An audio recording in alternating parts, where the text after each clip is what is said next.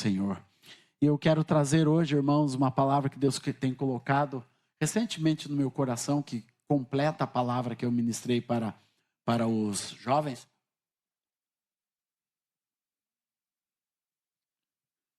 A cultura do discipulado que eu ministrei para os jovens, eu deixei o PowerPoint, está aí, eu acho que foi gravado também. Deixei o PowerPoint com todas as referências bíblicas do que eu ministrei sexta e sábado. E assim como esse PowerPoint está aí também. Esta palavra conclui a palavra da cultura do discipulado. Porque ser um discípulo com todos os fundamentos, os 10 fundamentos que nós trouxemos, nos leva a viver isto aqui, que são os fundamentos da igreja, que está lá em Atos 2, 42. Atos 2, 42. E perseveravam na doutrina dos apóstolos, na comunhão, no partir do pão e nas orações. Eu lembro, eu fui desde cedo, dos primeiros anos da minha vida, dos primeiros dias da minha vida cristã, eu fui discipulado, eu fui cuidado, eu fui pastoreado, eu nunca fui independente, nunca fui sozinho, nunca fui largado, eu sempre tive pastoreio na minha vida.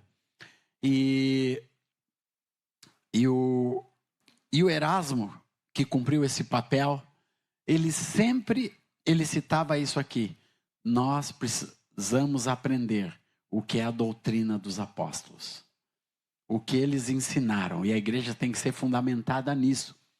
E a comunidade, desde o início, desde que nós estávamos ainda na igreja metodista, ela foi fundamentada, e olhamos de muito perto, com muita profundidade, o que é a doutrina dos apóstolos. Isso eu quero trazer para os irmãos hoje, rapidamente. Isso é um assunto para muitos dias, mas rapidamente, nesse primeiro ponto, quando a palavra doutrina, que significa ensino, é falada com tanta propriedade aqui nesse texto, porque os primeiros cristãos dedicavam-se a aprender tudo o que os apóstolos haviam recebido de Jesus. Naquela época, irmãos, a Bíblia que tinha era o Antigo Testamento, que era escrito em aramaico, hebraico, antigo, nas línguas antigas, e que só poucas pessoas tinham acesso. A igreja não tinha acesso à Bíblia do Antigo Testamento. O que eles tinham no coração era o que Jesus tinha ensinado, que estava na mente, no coração dos discípulos de Jesus e das pessoas que ouviram Jesus. Então a doutrina dos apóstolos para eles era algo que se transmitia de pessoa para pessoa. E eu vou dizer para os irmãos, isso não se perdeu.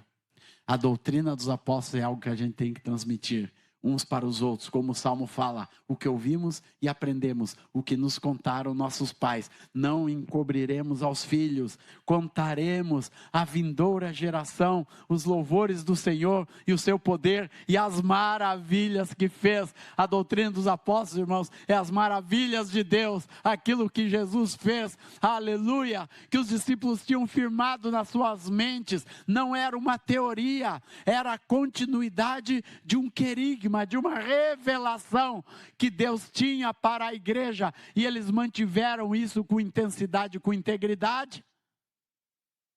Alguns deles conseguiram escrever, os que sabiam escrever. Mateus, eu vou escrever esse negócio para não perder esse negócio. E o Marcos, que não era um discípulo direto de Jesus, pegou e escreveu. João escreveu, mas teve um cara que devia ser um menino no tempo de Jesus, que é o Lucas, né?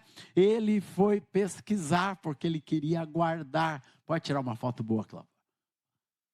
Assim, pronto. Tu fica tirando foto e a gente parece assim,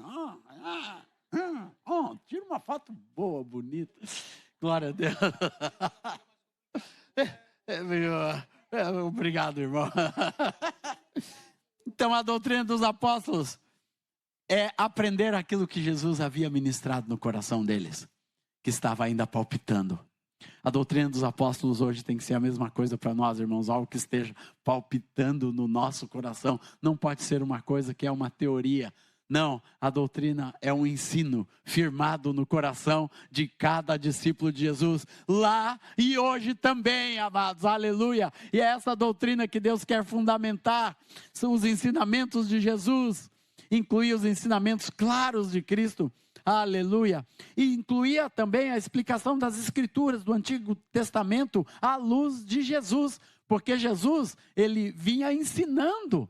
O Antigo Testamento está na palavra de Cristo, ele sempre estava citando: o Espírito do Senhor está sobre mim e me ungiu para pregar aos quebrantados de coração. Era Jesus citando o Antigo Testamento, trazendo aquele ensino para dentro da sua doutrina. Então, a doutrina dos apóstolos também era iluminar o Antigo Testamento, que era conhecido principalmente pela igreja de Jerusalém, e depois quando foi para os gentios, isso se perdeu um pouco, mas os discípulos não deixaram isso se perder totalmente, porque nas cartas que foram escritas, eles continuaram trazendo à luz do Antigo Testamento aquilo que iluminava Jesus, aleluia, que trazia a luz de Cristo, foi sendo pregado e explicado e incluído nessa doutrina.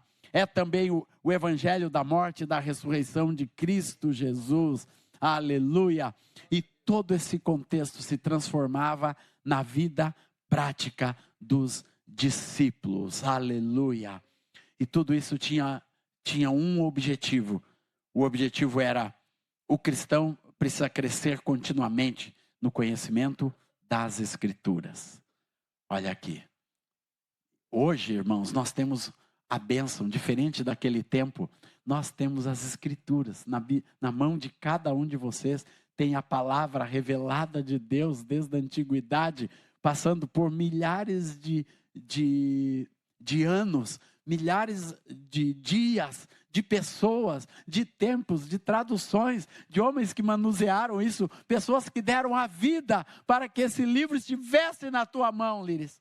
Glória a Deus, para que estivesse no meu celular, estivesse na casa de vocês, em diversas traduções. Eu tenho lá a Bíblia em tudo quanto é língua na minha casa, irmãos. Aleluia, que coisa maravilhosa. Sabe por quê? Porque Deus fez questão de conservar as Escrituras, aleluia, para nós termos um conhecimento bíblico, que é a doutrina apostólica firmada, fundamentada na nossa vida, na vida do nosso lar. Glória ao Senhor. A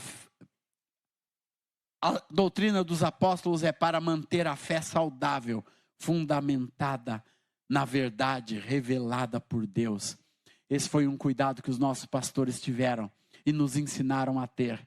E nos ensinaram a ter, cada um de nós, tanto o Ion, João Nelson, Rogério, eu, a geração que veio de Moisés e de Erasmo, nós fomos criados e forjados, irmãos. E vocês, né, que são dessa mesma herança, dessa mesma raiz que nós somos, irmãos, junto com outros irmãos do Brasil, como Vince, como Jamê, nós todos somos comprometidos.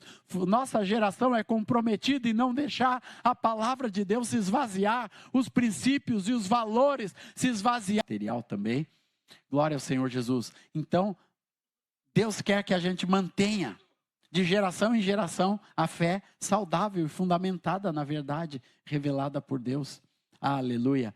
E essa fé saudável, fundamentada na verdade, ela produz transformação de vida. Não é só informação. Ela tem que produzir transformação.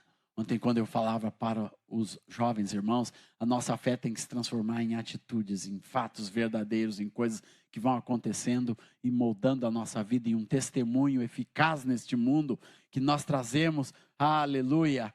Glória ao Senhor Jesus.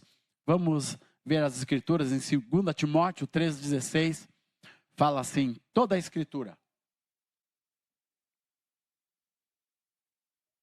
é inspirada por Deus e útil para o ensino, para a repreensão, para a correção, para a educação na justiça, a fim de que o homem de Deus seja perfeito e perfeitamente, eu gosto desse, habilitado para toda boa obra. Tudo que a gente aprende, irmãos, e a doutrina apostólica, ela visa fazer de cada um de nós uma pessoa melhor, uma pessoa que vai agir como Deus, que vai gerar transformações, que vai perdoar rapidamente, que vai restaurar outras pessoas, que vai compartilhar o amor de Deus, que vai ter um bom testemunho neste mundo. A doutrina apostólica não é um monte de informação que nós recebemos, não. É um agente de transformação na vida de cada discípulo, de cada pessoa, que vai nos transformando de fé em fé, de glória em glória, todos os dias, em cada estação da nossa vida. Quando eu vejo um homem como meu querido amigo entrando numa estação nova, é uma nova estação, com novos desafios, para manter isto aqui vivo, manter a tua fé viva, viu? Mostrar para as pessoas como se vive essa estação, debaixo da doutrina do Senhor, de uma fé verdadeira, de um homem temente a Deus, de um testemunho de uma outra forma. É assim que Deus te quer, é assim que Deus nos quer em qualquer estação, como casados, como pais, como solteiros, cada estação da vida, irmãos, nós não podemos esquecer de viver estas verdades, de sermos em cada estação habilitados. Aleluia, glória ao Senhor. Nós também estamos numa nova estação de vida, de ministério, irmãos. Tem uma glamorização no ministério, principalmente quem trabalha com louvor, quem vai em eventos, quem vai de igreja. Existe um glamour que tem em volta de nós, que chega uma certa época que aquilo apaga dentro do nosso próprio coração. Eu já não me sinto famoso, nem glamouroso, coisa nenhuma. Viu, irmãos? Eu me sinto já com prótese no joelho, com emagrecimento, com um monte de coisa, cabelo caindo e assim por diante, sendo curado por Deus, necessitando da graça para ser curado. Irmãos, mas eu sei que Deus quer nessa estação me habilitar para toda boa obra, que um velho faz. Toda boa obra, nós os velhos, os mais idosos, temos que ter boas obras também, irmãos. Isso não é coisa só para os jovens, não, todos nós temos as boas obras de cada estação.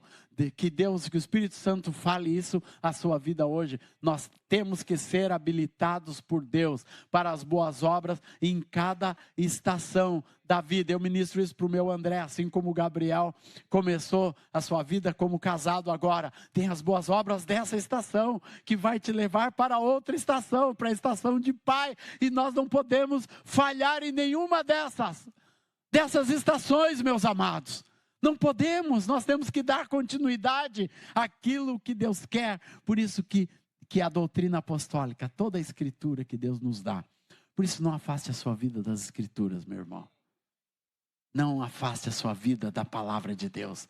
Não afaste a sua vida de ler, de meditar, de estudar, de guardar, de amar, de cantar a palavra de Deus. O outro, seu nome é Jesus, seu nome é Emmanuel, Deus conosco, meu Salvador. Diante dele todo o joelho, já foi juntando uma coisa para outra, eu fui escrevendo no caderninho ali, compondo a melodia. Sabe por quê, irmãos? Porque a gente tem que entender que a palavra de Deus é um agente vivo dentro do nosso coração, que nos leva sempre para boas obras. Aqui eu estou falando de boas obras, de cânticos, mas boas obras é tudo que nós realizamos em nome de Deus e para Deus nesse mundo, e que vai glorificar e dar honra, glória e louvor ao nome de Deus neste mundo. Boas obras. Por isso que tudo na nossa vida, irmãos, tem que ter a graça de estar em concordância com a palavra do Senhor e com a vida de Deus e com a doutrina de Deus na nossa vida. O que é uma má obra? Quando alguma coisa na nossa vida sai da concordância da palavra de Deus. Daí não pode ser perfeitamente habilitado por Deus. Daí as coisas começam a ficar tortas na vida. Começam a ficar tortas nos negócios. Ficar torto no ministério. Ficar torto na igreja. Tem gente, até na igreja está torto, irmãos. As coisas ficam tortas. Porque sai disso aqui. Sai da palavra. Glória a Deus. Mateus 28:20. Fala, ensinando-os a guardar todas as coisas que vos tenho ordenado. Eis que estou convosco todos os dias, até a consumação dos séculos. É um ensino constante de Jesus, que Jesus, eu vou estar junto. Eu estou com vocês nesse processo. Não é um processo solitário. não é um esforço solitário. A doutrina apostólica na vida da igreja, irmãos, não é algo que nós guardamos. É o próprio Senhor Jesus que nos ajuda a guardar. Ele fez aqueles discípulos lembrar aquelas histórias e tudo que tinha acontecido, para eles guardarem com exatidão, guardarem, escreverem e preservou. Cada uma dessas cartas veio sendo preservada de século em século, talvez por uma pessoa, guardado numa casa, guardado um pergaminho, num mosteiro. Teve uma época, irmãos, que só tinham 1, 2 ou 3 cópias das escrituras guardadas nesse mundo, dentro de um mosteiro, alguém guardou, preservou, mas foi guardado. Sabe por quê? Esforço direto de Deus. Jesus, eu vou estar com vocês, eu vou estar com esse negócio, eu vou estar com essa Bíblia, eu vou levar essa palavra pelo mundo afora, irmãos. Eu já vi cada história de como Deus preserva e usa a sua palavra. Um dia eu estava numa conferência da Missão Portas Abertas na Inglaterra e uma senhora veio dar um testemunho de algo que aconteceu no meio de um desses países complicados, não sei se foi Irã ou Azerbaijão, mas souberam que uma vila inteira tinha se convertido. Uma vila inteira estava convertida dentro desse país. Uma vila remota, num lugar remoto. Daí, os irmãos da Missão Portas Abertas e esse casal que era da liderança, eles foram pesquisar e foram atrás de como aquela vila tinha se convertido. Eles foram lá, procuraram, e o líder da vila disse: olha, um dia bateu um vento muito forte e umas folhas começaram a chegar aqui, e as folhas estavam na nossa língua. Um monte de folhas chegaram aqui e nós começamos a ler, porque estava na nossa língua essas folhas. E aquilo era a palavra de Cristo, eram folhas do Evangelho. E nós fomos organizando e lendo aqueles pedaços de folhas que foram entrando aqui, e aquilo nos trouxe a palavra de Deus aqui para dentro. E começou esse processo de conversão, de transformação. E essa irmã ficou muito curiosa e foi atrás disso, que folhas que foram levadas para aquela vila ou para aquela região. E ela descobriu que alguns anos atrás, um carregamento de Bíblias naquela língua tinha sido pego na fronteira, próximo daquela vila. E os guardas pegaram todas as Bíblias e fizeram na frente dos missionários: nós vamos queimar, vocês podem entrar, mas nós vamos queimar todas essas Bíblias. E tocaram fogo em todas as Bíblias que pegaram dentro da vanzinha daqueles missionários. Alguma parte queimou, a outra parte o vento levou para dentro do deserto. E chegou na vila as folhas que não foram queimadas. É assim que Deus usa a palavra, irmãos. E as folhas que não foram queimadas chegou na tua vida e no meu coração. As folhas que não foram queimadas alcançou a vida de cada um de nós. Aleluia! As Bíblias que não foram destruídas chegaram na nossa geração e estão chegando na geração dos nossos filhos, porque não foram destruídas nem queimadas, nem ninguém conseguiu arrasar e destruir, porque Jesus está cuidando delas. Quando ficam falando como falam hoje, vamos reescrever a Bíblia, coisa nenhuma. Jesus não vai deixar, irmãos. A Bíblia vai continuar exatamente como está na mão de cada um de nós e vai passar para os nossos filhos, para os nossos netos, do jeito que ela está, em nome do Senhor Jesus. E ainda perguntaram para alguém: quem vai reescrever a Bíblia? E o bobão disse: a inteligência artificial. Que é nada, irmãos. A inteligência artificial não consegue escrever nada. Tudo que ela só repete o que já foi escrito. Se você coloca qualquer texto da Bíblia, ela vai te dizer exatamente o que ela é e o que quer dizer e o que representa. Para você, inclusive, porque ela vai ler o que você pensa também, ela sabe o que. Então, não te preocupa. Jesus vai continuar cuidando da sua palavra, aleluia, para que todos nós e os nossos filhos e os filhos dos nossos filhos transmitamos à vindoura geração o seu poder e as maravilhas que fez, aleluia. Segundo ponto desta meditação, irmãos, é a comunhão. A palavra grega para comunhão é koinonia, que significa participação, parceria, compartilhamento de vida. Isso é koinonia, é estarmos juntos. Representa, irmãos, primeiramente a nossa unidade espiritual com Cristo. Primeiramente é uma koinonia com o eterno, com o transcendental de Deus, com aquilo que nós não podemos palpar. Existe uma comunhão que ela é palpável. Vem cá, Cabral, vem cá. Essa é a comunhão palpável. Essa aqui nós podemos palpar. Deu abraçar, podemos dar um beijo, essa é a comunhão palpável. Isso, mas tem uma comunhão espiritual, irmãos, que é tão real quanto essa. Quem diz amém? Existe uma comunhão espiritual que nós temos com Jesus, que Jesus é uma verdade, é uma realidade dentro da vida de cada um de nós, porque ele disse assim: eu vou estar convosco até a consumação dos séculos. O reino de Deus está dentro de vós. Não sabeis que vós sois o templo do Espírito Santo que habita em vós e que o templo está dentro de cada um de vós. Aleluia. Isso fala de uma presença, de uma realidade, de uma verdade que está dentro de cada um de nós. Deus não é algo longe, distante, meus irmãos. Deus é uma realidade através de Cristo e do Espírito Santo e através da palavra, porque o Verbo se fez carne e habitou entre nós, cheio de graça e de verdade, e vimos a sua glória, glória como do unigênito do Pai. Irmãos, a presença de Deus na vida de cada discípulo é uma verdade, é uma realidade. Tão real quanto nós podemos abraçar uma outra pessoa, o Senhor está constantemente nos afagando. E é isso que você sente na sua vida. Sendo cuidado por Deus, recebendo o carinho, o amor, a graça do Senhor.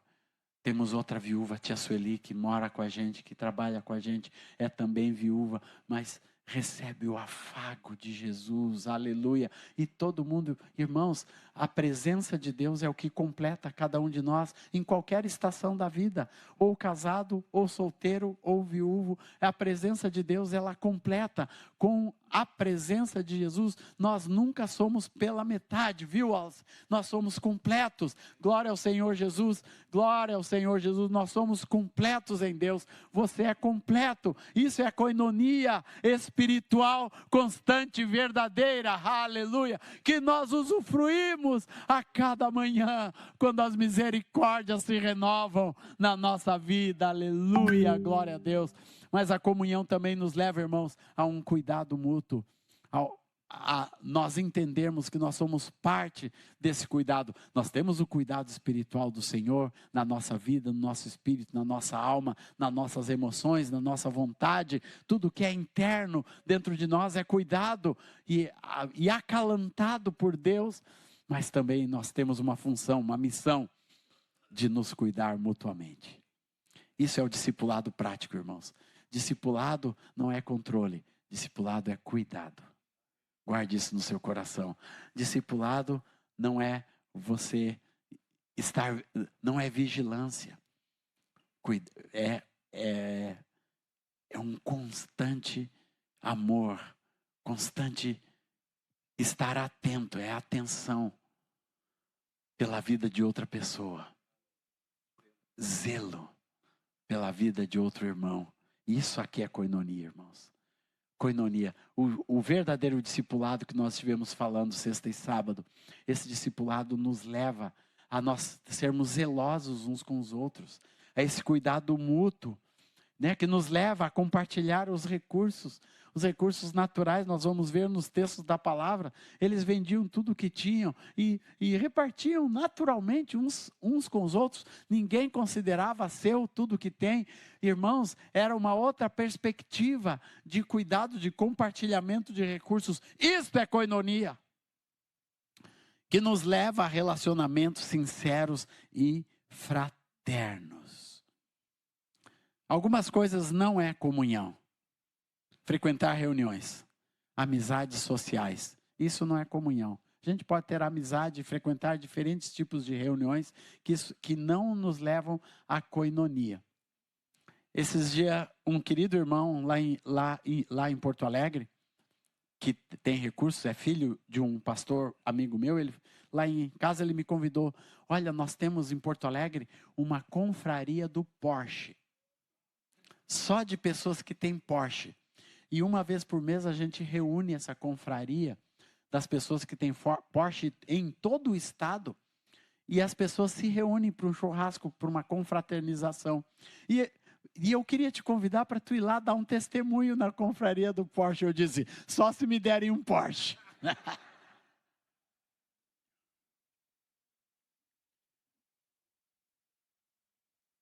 Para quem não sabe, Porsche é um carrinho muito, muito irado que tem no mercado aí, viu, irmãos?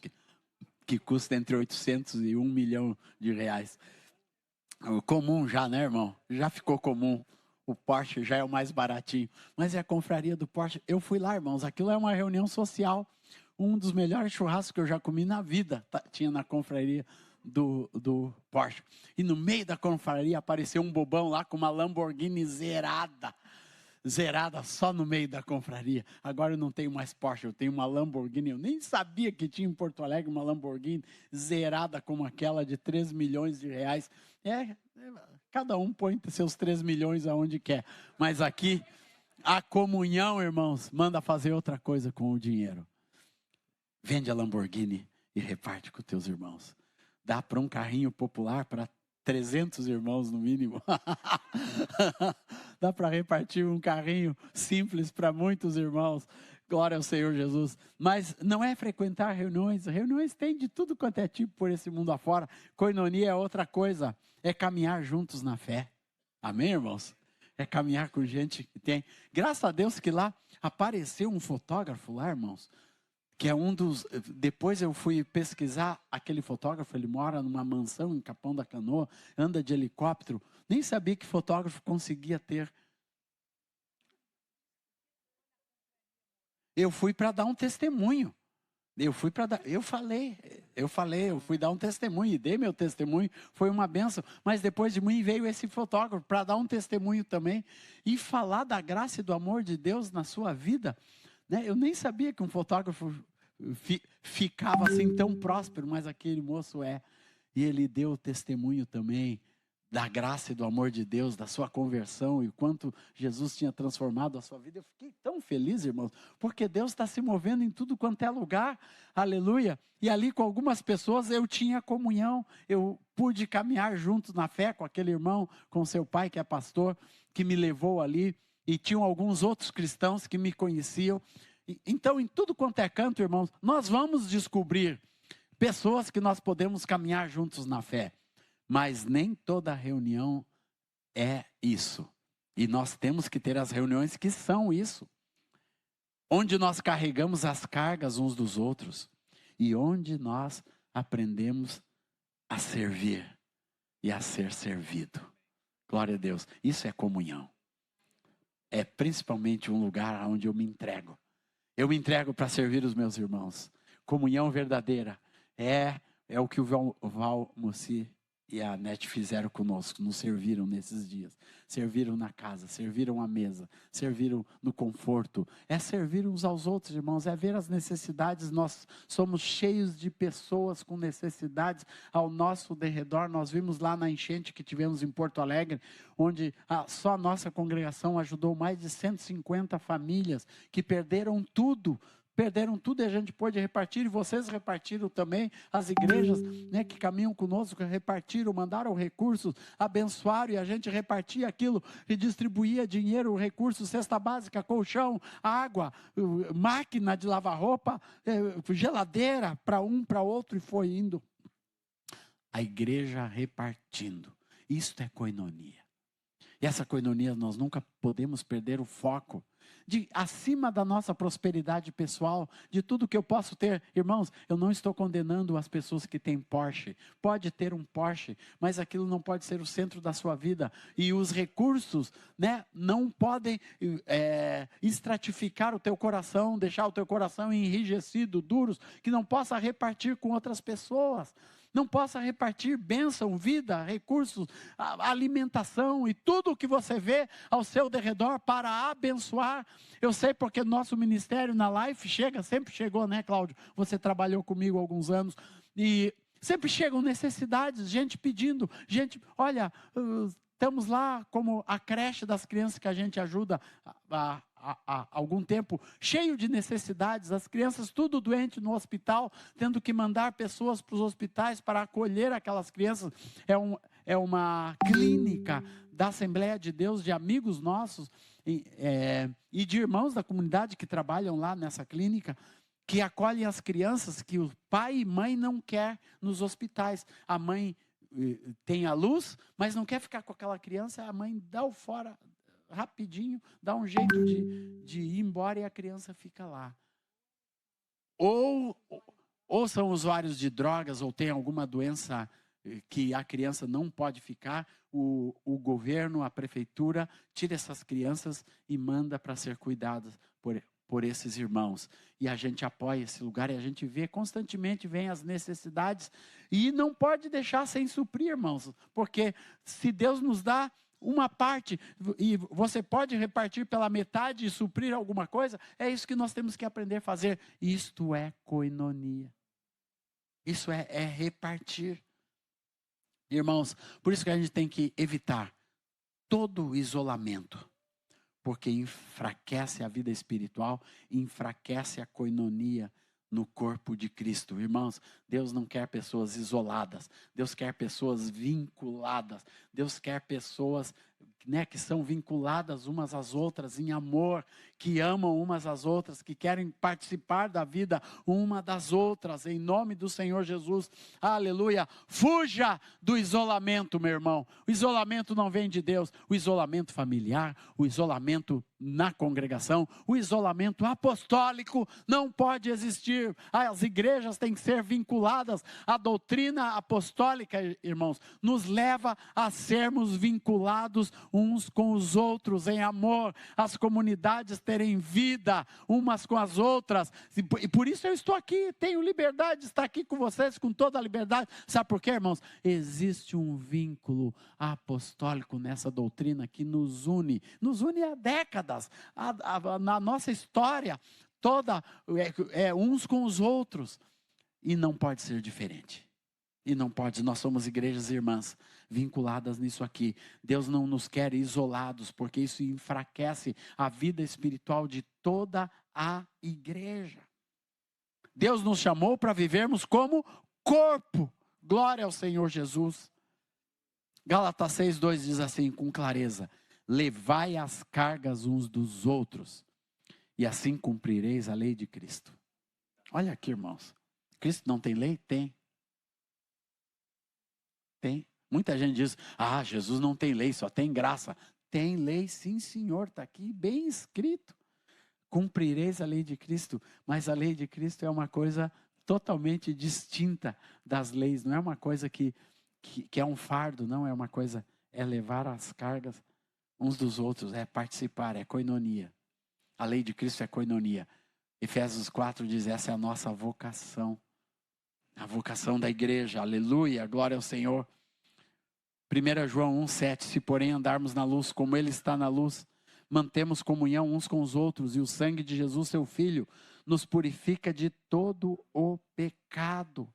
A comunhão, glória ao Senhor Jesus, aleluia. Se andamos na luz, koinonia, irmãos, é fruto de luz. Quem vive em trevas não pode ter koinonia. Sabe por quê? Porque vai chegar perto de outra pessoa e vai ter trevas. Não vai ter luz. Vai ter sombra. Tem muita gente que vive na sombra. Sabe por quê? Porque não sabe andar na luz. Sabe o que é andar na luz, irmãos? É deixar, não sou mais eu quem vive. Cristo é quem vive em mim. E este viver que hoje eu tenho, eu o vivo pela fé no Filho de Deus que me amou e a si mesmo se entregou por mim. Isto é andar na luz, é deixar Cristo viver em você. Porque daí sempre a sua vida será luz para outras pessoas. Aonde quer que você esteja, você vai iluminar. Um crente, um discípulo de Jesus que vive na luz, não importa. Por isso que ele pode chegar perto da porta do inferno, que é só treva, mas ele vai chegar e vai iluminar. Daí quem tem problema é a porta do inferno, não é o crente. Os crentes não podem chegar perto da porta do inferno. Pode sim. Rosana e eu ouvimos de um irmão que ele tinha um ministério nos prostíbulos de Curitiba, lembra? E ele chegava junto com outros irmãos, todo mundo iluminado, todo mundo na luz, e ele chegava e entrava nos centros de prostituição da cidade, com aquelas pessoas, com aqueles irmãos. Não interessava onde era, ele sabia que tinha uma casinha de prostituição, ele ia lá com esse povo e invadia aquele lugar. Todo mundo era convertido. Saía aquelas gurias, tudo convertida. Glória ao Senhor Jesus. Não tinha conversa e eram transformadas por Deus, e aquele lugar era transformado, porque quando a gente entra com a luz, irmãos, a treva não fica em lugar nenhum. Isso é koinonia, é comunhão com a luz. Koinonia é comunhão com a luz, é você dizer, a luz é bem-vinda na minha vida. Sabe o que faz casamento durar e ir longe e bem? Luz.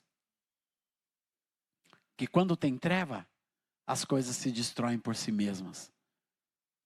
As coisas se destroem. Quando um casamento não tem luz, as pessoas começam a tropeçar. Porque lâmpada para os meus pés é a tua palavra e luz para o meu caminho. Se não tem luz, tropeça. Sabe por que os filhos muitas vezes tropeçam na nossa casa?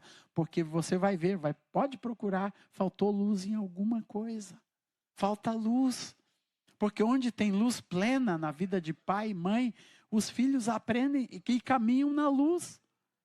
Várias vezes na vida do meu André, principalmente a Aurora não. A Aurora é iluminada por si mesma, né? Ela já tem a própria luz do Senhor na vidinha dela e ela brilha do jeitinho dela. Mas na vida do André, quantas vezes a salvação da vida do meu filho, tanto no ensino médio, como depois na universidade, como depois no mestrado da universidade, depois como professor universitário numa escola absolutamente difícil, que é a Faculdade de Pelotas, como concursado naquela faculdade, dando aula naquele... Nunca faltou luz, nunca as trevas tocaram, sempre protegeu a vida dele depois do casamento e assim por diante. Glória ao Senhor Jesus, e vai continuar assim. Glória ao Senhor, Deus abençoe meu filho. Em Goiânia, continue sendo luz. Lá naquela cidade hoje, onde ele chegou agora. Seja abençoado, meu filho. Glória a Deus. Aleluia. Então, a comunhão, irmãos, é fruto de luz. A koinonia é fruto de luz. O terceiro ponto é o partir do pão. É muito próximo da comunhão, mas nós vamos ver, tem ênfases diferentes. Tem duas vertentes. Essa expressão possui dois sentidos complementares. O primeiro são as refeições em conjunto. Os cristãos compartilhavam suas mesas e suas vidas. Eu sei que hoje vocês querem me levar para uma refeição em conjunto. Tá. Salada e carne, só. Ontem foi aquela fartura de camarão, que coisa absurda, irmão. Ainda bem que mandaram o camarão embora à noite. Senão, teria recuperado uns 2 quilos naquele camarão. Um de manhã e um à noite. Mas só ficou no um que eu recuperei de manhã. Uma delícia, irmão. Mas o partir do pão, irmãos, a alimentação hoje não é como era antes. Hoje a gente vai num restaurante e todo mundo se farta. Tem um buffet, paga 50, 60 reais, ou um pouquinho mais que isso. Mas tem comida em abundância pelo mundo afora, em qualquer lugar do mundo. Tem alguns lugares que são miseráveis. Mas até num lugar como Guiné-Bissau, eu cheguei lá, no centro da vila, vai ter o almoço coletivo hoje. Eu disse, fiquei interessado naquilo, peguei a câmera fotográfica e fui para o almoço coletivo. Era uma grande panela, irmãos. Eu estou falando de uma panela de uns 2 metros de diâmetro, cheia de arroz, com peixes assados no meio e molhinhos de pimenta em cada canto da panela. E a vila inteira vinha. E todo mundo com uma mão, tem que ser com a mão direita, porque a mão esquerda é usada para outra coisa. Então tinha que ir com a mão direita no seu cantinho, e tu não podia ir em outro lugar, só no seu cantinho. Se você cavou aquele arrozinho ali, você vai ali, depois pega o seu pedacinho de peixe, molha tudo na pimenta e vai comer num cantinho, só com os dedos. Não tem garfo, não tem faca, não tem nada, mas tem fartura.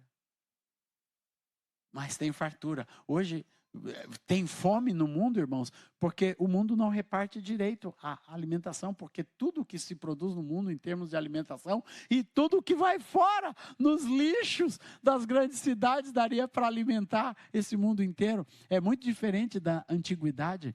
A antiguidade, a comida era mirrada, era rala. Não tinha os gordinhos assim, era todo mundo magrinho, sequinho, porque a comida era pouquinho, né? Dificilmente você ouve falar de um gordão na Bíblia. Deve ter, se procurar, deve ter algum gordão.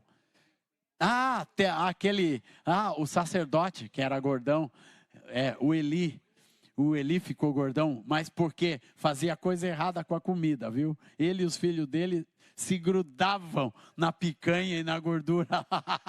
Se grudavam no churrasco. Né? Tinha uma distorção, mas todo mundo tinha comida exata. Então, o partir do pão era um grande evento da igreja. Isso demonstrava hospitalidade, generosidade e unidade da igreja. Se reunia para comer juntos, para repartir o que tinha. Glória ao Senhor Jesus. Era um pedacinho de pão, um pouquinho de azeite para cada um dentinho de alho, né? um pedacinho de cebola. Era assim, era pouquinho para cada um, não era essa fartura que a gente tem de encher um prato de comida, não. Mas aquilo era a hospitalidade, a generosidade e como os irmãos demonstravam a unidade. Sempre que você abre a sua casa e recebe alguém e reparte com alguém, você está cumprindo isso aqui, o partir do pão. Não precisa ter a Santa Ceia com o pão e o vinho, não. É você repartir o que você tem dentro da sua vida, mas também nos leva, o partir do pão nos leva para a ceia do Senhor, também aponta para a lembrança da morte e ressurreição de Cristo.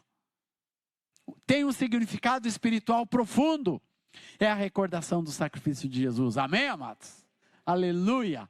Também é isso, não é só comer pão com os irmãos, não é só repartir aquilo que Deus tem te dado, é uma recordação desse sacrifício de Jesus, é a proclamação clara do Evangelho, isso é a ceia do Senhor, quando nós proclamamos a essência do Evangelho, Jesus deu sua vida por nós, aleluia, e ressuscitou, deu seu sangue para a remissão dos pecados, glória ao Senhor Jesus, e nos leva a renovar a nossa esperança sobre a volta de Jesus.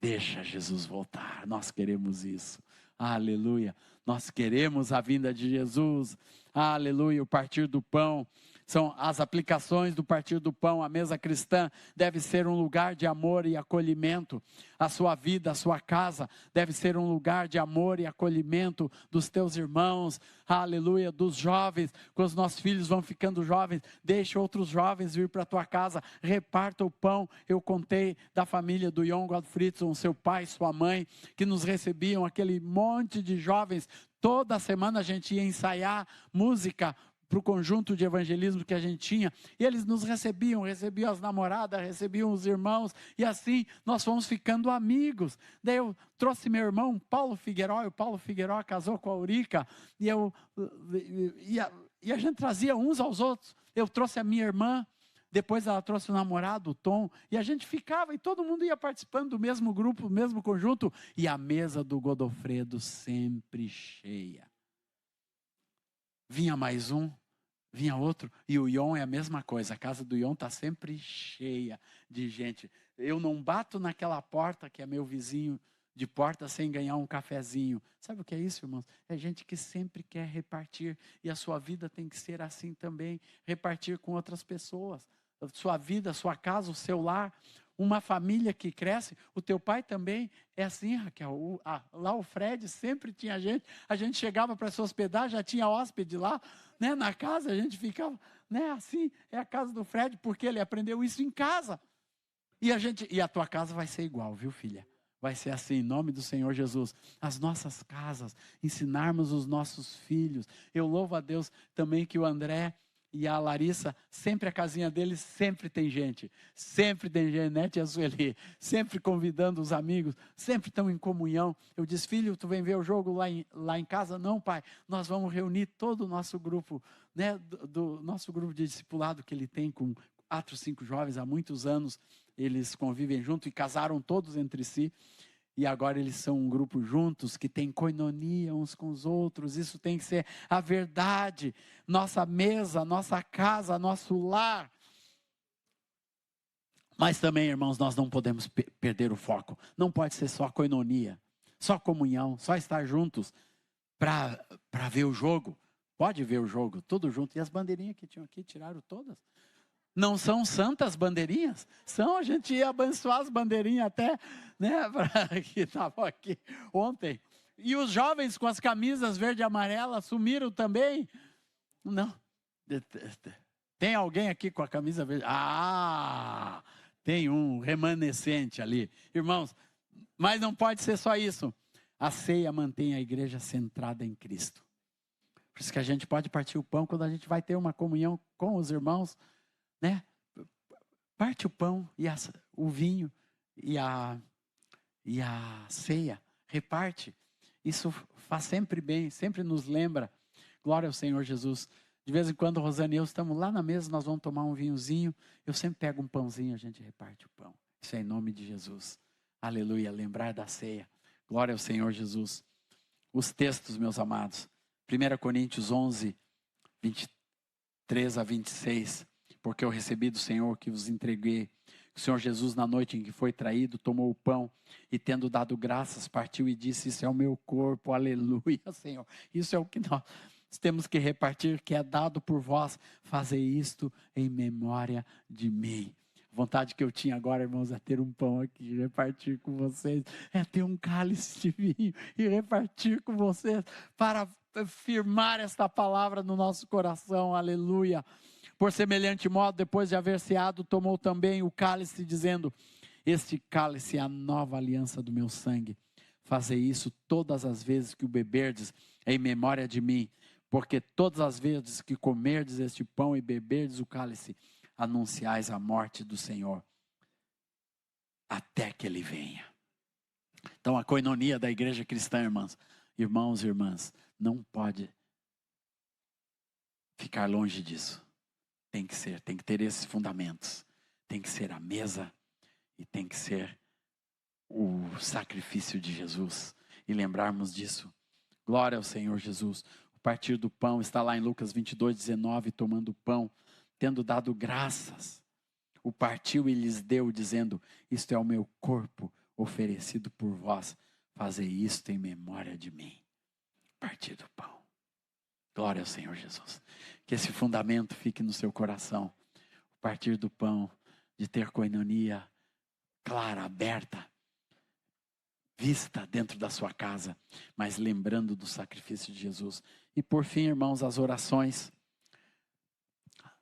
As orações, observe que o texto fala de as orações, indicando uma prática regular e constante. Não é uma coisa que é uma oraçãozinha hoje e termina amanhã. É algo que vai de dia em dia, de manhã, de tarde e de noite, com continuidade. Vai orar o tempo todo. Orai sem cessar, a palavra diz. Sabe por que isso nos leva, irmãos, a um outro patamar do entendimento da comunhão com Deus. Aleluia, glória a Deus. Nos conduz para a geografia de Deus, que é uma geografia de comunhão. Aleluia, que é o tempo todo, onde quer que nós estejamos, tenhamos comunhão com o Senhor. Uma comunhão localizada no momento da vida que eu estou agora. Porque a gente tem a tendência de localizar a oração. Eu vou lá para orar. Mas a oração para Deus não, eu estou aqui orando. É assim que tem que ser a vida. Eu estou aqui orando. Eu estou aqui orando. Eu vou viajar orando. Eu vou para o meu trabalho orando. Eu vou pegar o ônibus orando. Eu vou pescar orando. Eu vou ter lazer orando. Não importa para onde você vai, é oração e vida de oração. Que faz parte a adoração, a intercessão, a gratidão, a busca da direção de Deus, o clamor por poder espiritual. Aleluia. Tudo isso são as orações, tem que estar dentro da nossa oração. Glória. Então, oração, toda vez que a gente adora ao Senhor, é um tipo elevado, como diz a querida Valnice. A adoração é uma maneira elevada de oração. É quando você conecta o seu espírito, alma e corpo com Deus. Adoração. E você fica adorando ao Senhor, fica falando das virtudes de Deus, fica dizendo o quanto você ama ao Senhor. É uma exposição da sua vida para Deus. Não é alguma coisa que é voltada, a adoração nunca pode ser voltada para o homem, sempre voltada para Deus. É quando a oração é voltada, meu irmão, para Deus. Quando seu coração se entrega a Deus e diz: isso é para ti, Senhor. Eu te dou toda a honra, toda a glória, todo o louvor. Daí vem cântico, vem expressões, vem os salmos, vem tudo que tem direito. Eu lembro quando o Erasmo nos reunia, hoje nós vamos orar com os salmos, vamos orar ao Senhor, e a gente abria um salmo e ficava ali adorando. Nós fizemos isso algumas vezes, nosso discipulado, de ficar ali adorando os salmos. E muitas vezes a minha adoração a Deus não é cantar um cântico. Eu começo lendo um texto da palavra, adorando ao Senhor na beleza da sua santidade. Eu começo lendo e termino cantando sempre. E pode ser assim na sua vida também. Começa lendo e termina cantando, adorando. Adoração. A intercessão é quando você tem cargas no seu coração. Quase sempre a nossa oração é a intercessão. Nós que somos pais, você começa sempre orando pelos filhos, e os que são avós começam orando pelos netinhos, né? E orando pela esposa. E eu que estou sempre viajando, e à noite quando eu vou levar a Deus minha oração, eu lembro, Senhor, eu lembro da Rosana, Senhor, eu lembro da Aurora, lembro lá de casa da tia Sueli, lembro da vidinha de cada um deles. Vai intercedendo, orai, ore pelas autoridades. Pare de falar mal do Lula, ore pelo Lula, irmãos. Pare de falar mal do Bolsonaro, ore pelo Bolsonaro.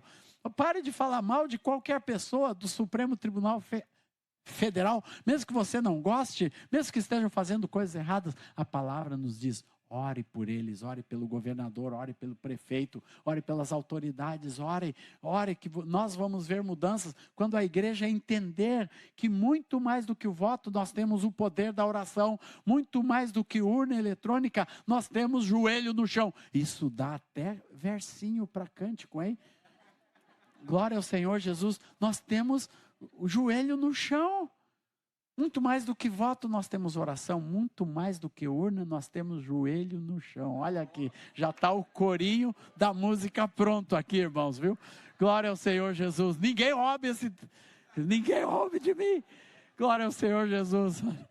Eu tinha um amigo, o Tirso, eu não podia falar uma coisa bonita no culto, que quando eu descia do púlpito, ele já tinha uma música escrita. Pá, Tirso, tu roubou minha frase.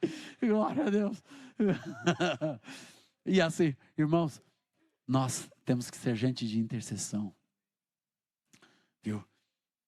Hoje, ore pelo Brasil, mas ore pela Noruega também, viu? Ore por aquelas pessoas. Não precisa orar pela vitória, mas ore pelas pessoas. A gente tem que ser gente, irmãos, gente de intercessão. A intercessão tem que ser uma realidade da vida da igreja, preste atenção. Preste atenção, a intercessão tem que ser uma realidade da vida de um discípulo de Jesus. Ele tem que aprender que Deus o constituiu nesse mundo para orar e orar sem cessar, para interceder pelas necessidades do mundo. Não veja as desgraças do mundo sem interceder por elas. Não veja os terremotos, as guerras, as pessoas que vão morrendo, as bombas que caem aqui ou que caem ali, independente de ser em Israel ou ser no Irã. Ore pelas vidas, pelas pessoas. Nós temos que ser as portas do mundo espiritual nesse mundo, por onde passa a intercessão genuína, verdadeira e pura, para alcançar as necessidades do mundo. Esse é o poder da oração, irmãos.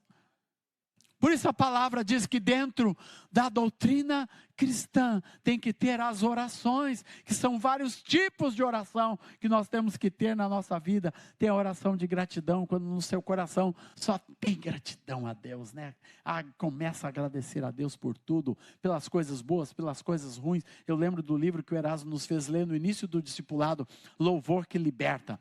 Era o louvor da gratidão, irmãos, era o louvor da gratidão, quando você aprende a agradecer a Deus por todas as coisas, pelas coisas ruins, pelas coisas más. E aquele homem, eu lembro até o nome, Merrill Carlottes, quem escreveu esse livro, Louvor que Liberta. Não sei se ainda tem para vender, mas é um livro emblemático. Glória ao Senhor Jesus. Ele vai nos ensinando a ser grato a Deus por tudo. Pelas provações, pelas vitórias, pelas derrotas, pelo sucesso, pelos transtornos, por tudo. Por tudo, aprenda a ser grato a Deus. Irmãos, gratidão, o Salmo 100 diz assim: entrai por suas portas com ações de graças e nos átrios do Senhor com hinos de louvor. A gratidão, ele nos leva para um patamar de intimidade com Deus, que poucas coisas a Bíblia diz que nos leva para esse lugar. Deus abre a porta quando encontra um coração grato. Deus quer escancarar a porta para vocês, irmãos, para essa igreja, para cada família, para cada ministério, aleluia. Deus quer escancarar as portas para as nossas vidas, aleluia, para as nossas casas, em nome do Senhor Jesus. Por isso, tenha gratidão, porque a gratidão nos leva ao próximo ponto, a uma busca da direção de Deus clara na nossa vida. E há um clamor por poder espiritual. Glória ao Senhor Jesus. São as orações que nos levam. Eu vi uma animação feita de inteligência artificial essa semana, que era do Erasmo Ungaretti, nosso pastor, nosso discipulador. De uma pessoa sentada na frente dele, dizendo: pastor, estou com um problema. Ele respondia: vamos orar. Esse era o Erasmo que nos discipulou. Eu chegava com tudo, todos os planos, os projetos. Pastor, eu recebi esse convite, vamos orar. Pastor, o ministério tal está me convidando para me mudar para o Rio de Janeiro, vamos orar. Pastor, abriu a porta, eu lembro, 1977, abriu as portas, o pastor Donald está me convidando, está me mandando uma passagem dos Estados Unidos para eu ir gravar meu primeiro disco nos Estados Unidos. Ele disse: antes vamos orar. Eu louco para ter uma resposta imediata, irmãos. Mas sempre, irmãos, oração é quando você joga a sua vida, as suas necessidades dentro da vontade de Deus. Isso é oração, não é outra coisa. É quando você coloca o que você está vivendo, o seu dia a dia, sua rotina, seus problemas, seu sucesso, suas derrotas, dentro da vontade de Deus. Com a oração você vai receber uma dádiva de Deus chamado paz. Só a oração produz a paz que excede todo entendimento. Mais nada, meditação de nenhum tipo, estar em silêncio, ou mesmo cantar, irmãos, e louvar ao Senhor, pode trazer alguma paz, mas o que realmente traz paz no espírito humano é isso aqui, orações. Orações com adoração, com intercessão, com gratidão, com busca da direção de Deus e clamor por poder espiritual. E os resultados são claros, irmãos, são observados na vida da igreja. Ousadia para testemunhar, milagres, unidade, direção do Espírito Santo, aleluia, glória a Deus. E concluindo, irmãos, as aplicações práticas das orações, uma igreja forte é uma igreja que ora.